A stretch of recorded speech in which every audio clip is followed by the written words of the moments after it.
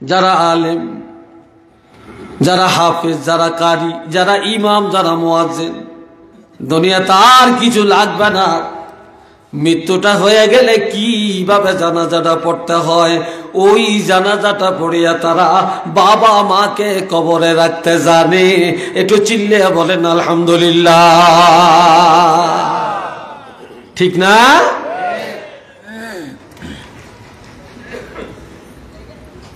বন্ধুরা রে আমার, একজন ছাত্রের দাম কত, একজন আলেমের দাম কত? قال رسول الله صلى الله عليه وسلم إن العالم أو متعلم إذا مر على قرية يرفع عنه عذاب القبر 40 يوما। আমার নবী ইরশাদ করেন, একজন আলেম অথবা একজন ছাত্র, এই ছেলেরা আমার দিকে চাও কিনা? মাদ্রাসার ছাত্ররা আসেনি? কেউ আসেনি এখানে? দেখি কারা কারা হাত তুলে দেখাও তো।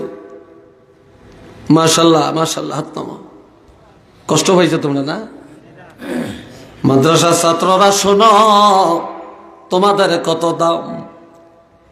আমার রাসূল বলেন, একজন আলেম অথবা একজন তালিবুল ইলম কোন গ্রামে যদি হেঁটে যায়, বিচরণ করে, অবস্থান করে, তাদের ইজ্জতের দিকে তাকায়া আমার আল্লাহ 40 দিনের জন্য ওই এলাকার কবরে আযাব উঠাইয়া নিয়ে যায়। কতদিন? রাসূল বলেছেন, কোন কবরের আযাব যদি একবার আল্লাহ বন্ধ করে দেন, ওই কবরে পুনরায় আযাব দিতে আল্লাহর কাছে লজ্জা লাগে। কি লাগে? লজ্জা লাগে। হতে পারে চিরদিনের জন্য আযাব বন্ধ হয়ে যায়।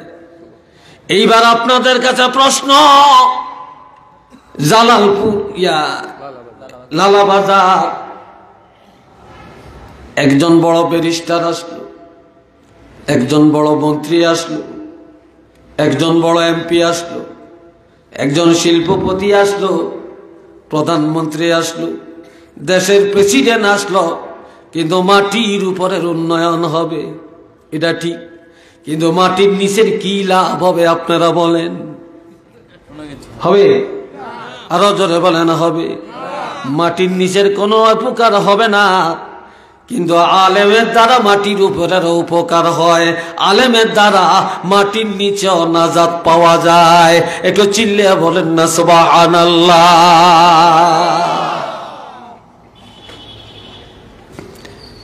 একটা মানুষ মদ পান করত জাহিলি যুগে, আর লোকটা চুরি করত। এই লোকটা নামাজ পড়তো না, সে বুঝে ফেলছে জাহান্নাম ছাড়া উপায় নাই। বিবিকে ডাক দিয়া বলল, বিবি, আমি যদি মরে যাই, তোমার গর্ভে যে বাচ্চাটা আছে, এই বাচ্চাটা যদি ছেলে হয়, আমি ওসিয়ত করে গেলাম তাকে মাদ্রাসায় এলেম শিখাইও। কি শিখাইও? এলেম শিখাইও। এখন তার বিবি একটা পুত্র সন্তান প্রসব করল। আস্তে আস্তে ছেলেটা বড় হয়, কথা শিখে, হাঁটে, হাতে ধরে ধরে এইবারে নিয়ে যায় মুক্তবে ওস্তাদের কাছে। ওস্তাদ তারে বসায়া আউযু বিল্লাহ বিসমিল্লাহ তাকে পড়ায়। এবার তার কষি জবানে, নিষ্পাপ জবানে যখন বিসমিল্লাহ পড়ে, এই দিকে তার বাবার কবরে আযাব চলছে। আল্লাহ ডাক দিয়া বলে, ফেরেশতারা রে, এই লোকটা যত বড় পাপী হোক না কেন, যত বড় অপরাধী হোক না কেন, ছেলের জবানে মক্তবে গিয়া, মাদ্রাসায় গিয়া শুধু বিসমিল্লাহ তেলাওয়াত করল, আমার রহমতের দরিয়ায় জোশ মেরে উঠল, তার বাবা জাহান্নামের আগুনে জ্বলবে, হয় না। এই ছেলের জবানে বিসমিল্লাহ বলার কারণে আমি আল্লাহ তার বাবার কবরটাকে জান্নাতের বাগান বানায়া দিলাম। এটা জোরে সরে বলেন আল্লাহু আকবার। এখন হাওলাত করেন না হুজুর দিয়া জানাজা পড়াই, হাওলাত করেন না হুজুর দিয়া আমরা জিয়ারত করাই।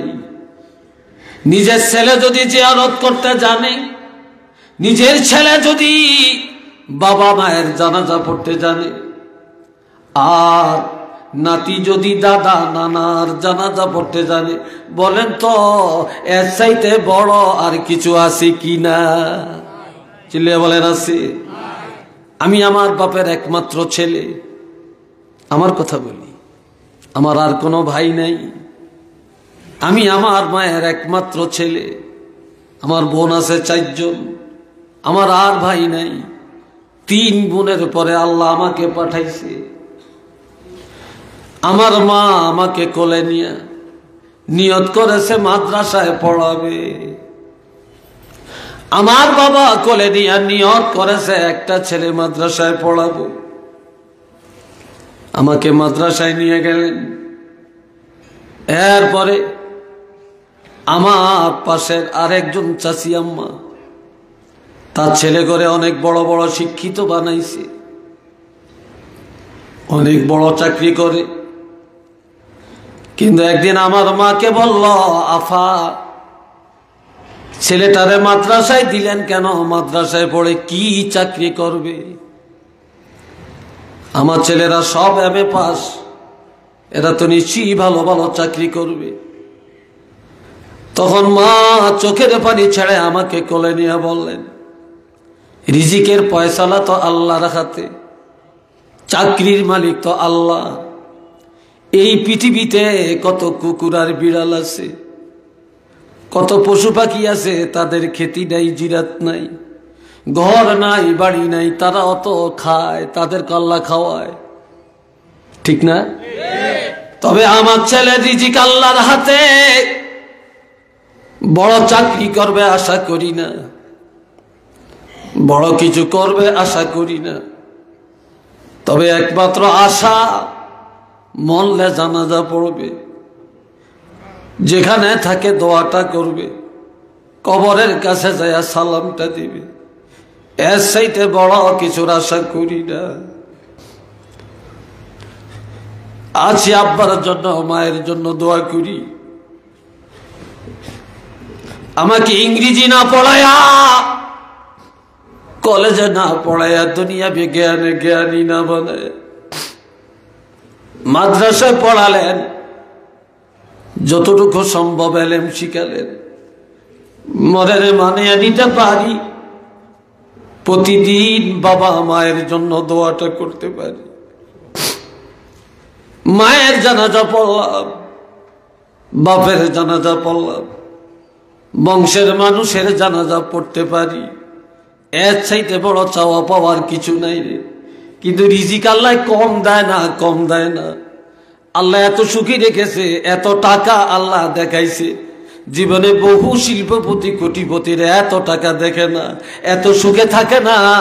আল্লাহ যত আনন্দে আর সুখে রাখছে, আল্লাহর দরবারে এই শুকুর আদায় করা যাবে না।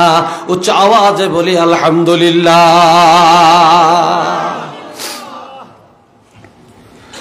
আলেমের রিজিক ইজ্জতি রিজিক, সম্মানী রিজিক। ছাত্ররা রে তোমাদের হাতে পায়ে ধরে বলি, কলেজে পড়ো বাধা দেই না, ইউনিভার্সিটিতে যাও বাধা দেই না, উচ্চ ডিগ্রি নাও, পিএইচডি করো বাধা দেই না। তবে মাদ্রাসার হাল ছাড়িও না। আর ছেলে ঘরে দাখিল পাস করলে ধরে রাখতে পারি না, আলেম পাস করলে মোটেই পারি না। এরপরে ফাজলে ক্লাস করতে চায় না। আমরা বুখারী খতম করার জন্য, সিয়াসত হাদিস পড়ার জন্য অনেক হুজুররা এখানে আছেন।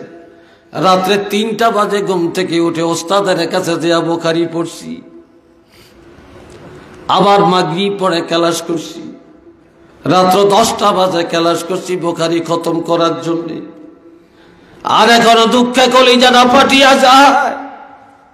ফাজেলে ছাত্র পাই না, কামেলে তো নাই, হাদিস পড়ই না, এখন আর পাওয়া যায় না। আজ কোথায় গেল এলিম? এই জন্য ছাত্ররা তোমাদের 2 পায়ে হাত দিয়ে বলি রে বাবা, ও ছাত্রের বাবা যারা আছেন, আপনাদেরকে অনুরোধ করে যায়, মাদ্রাসায় দিছেন, মাদ্রাসার হাল ছাড়িয়েন না, এলিম শিখান, রিজিকের অভাব পড়বে না, রিজিকের পিছনে দৌড়াইয়া রিজিক পাবেন না। আপনি সহি নিয়তে এলেম শিখান, রিজিক আপনার পিছনে দৌড়াবে। আমার রাসূল বলেছেন, মান আকরামা আলিমান মিন উম্মতি আকরামা 70 নবিয়্যাম মিন বনি ইসরাঈল। আমার নবীর উম্মতের একজন আলেমের সম্মান কেমন রে? কয় কেউ যদি নবীর উম্মতের একজন আলেমের সম্মান করে, কয় সে যেন বনি ইসরাইলের 70 জন নবীর সম্মান করার মর্যাদা কামাই করে। এটা আল্লাহু আকবার বলেন না ভাই। এরপরে পুলিশ যদি পুলিশের পোশাক গায়ে না দেয়, তাকে কেউ পুলিশ বলে না। আর্মি যদি আর্মির পোশাক গায়ে না দেয়, আর্মি বলে না। বিডিআর এর পোশাক গায়ে না দিলে তাকে বিডিআর বলা যায় না। মন্ত্রীর পোশাক গায়ে দিলে মন্ত্রী হয় না।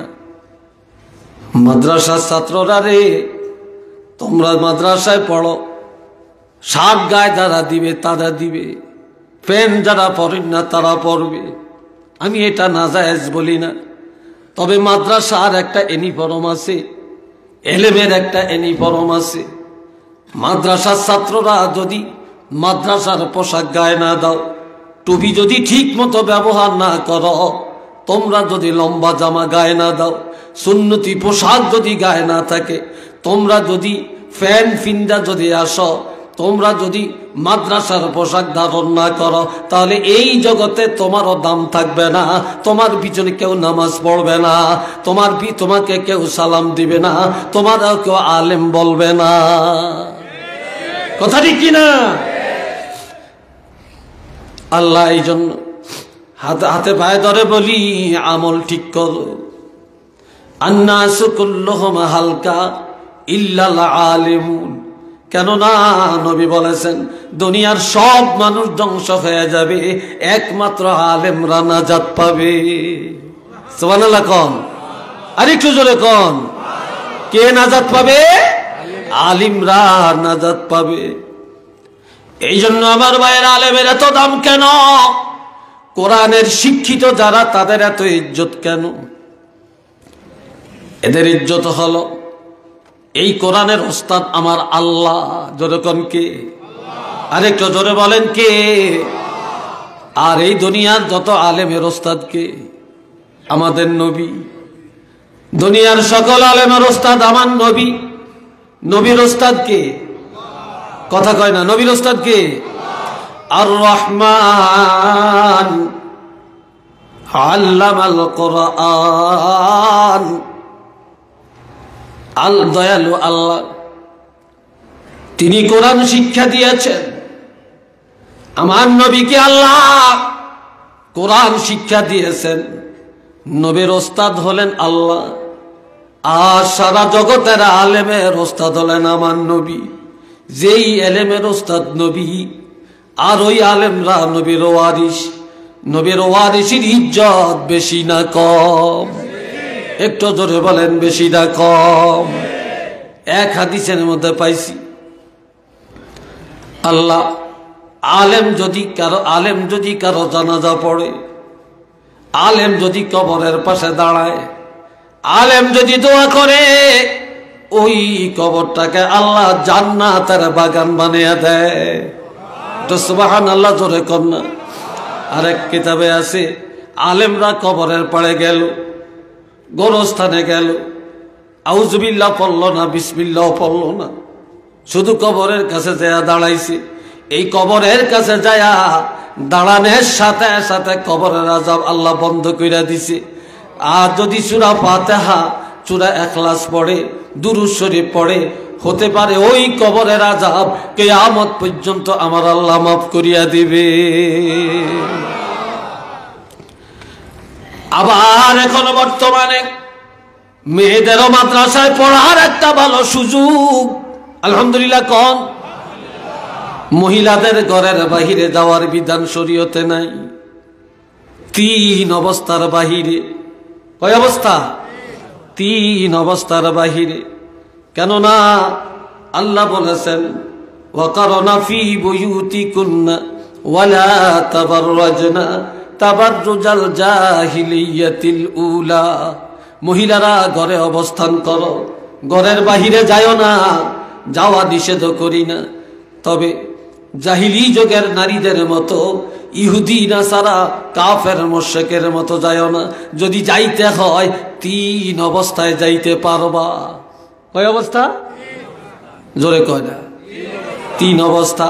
1 নম্বরে ইলম শিখার জন্য, কোরআন হাদিসের জ্ঞান শিখার জন্য মেয়েরা বোরকা লাগায়া পর্দার সাথে চেহারা ঢাকিয়া ঘরের বাহিরে যাইতে পারবে।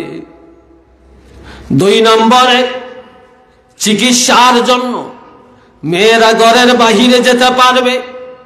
3 নম্বরে পরিবারের মধ্যে যদি কামাই করার কেউ না থাকে, ভিক্ষার হাত না বাড়ায়া হালাল ভাবে কামাই করার জন্য, সুন্দরভাবে পরিবার পরিচালনার জন্য, চাকরি করার জন্য বা কামাই করার জন্য পর্দার সাথে ঘরের বাহিরে যাইতে পারবে। তবে উড়াথুড়া ভাবে না, বেপর্দায় না। যদি সেটা ইসলামী দৃষ্টিকোণে যদি সেই সমাজ গঠিত থাকে। সুবহানাল্লাহ কোন? আরেকটু জোরে কোন না। এই ছাড়া মহিলারা স্বামীর বাড়ি থেকে বাপের বাড়ি যেতে পারবে, বাপের বাড়ি থেকে স্বামীর বাড়ি পারবে, জি জামাইয়ের বাড়িতে যেতে পারবে, বোন ভাইয়ের বাড়ি যাবে, ভাই বোনের বাড়ি যাবে, এটা জায়েজ আছে। তবে বেপরদায় যাওয়া যাবে না।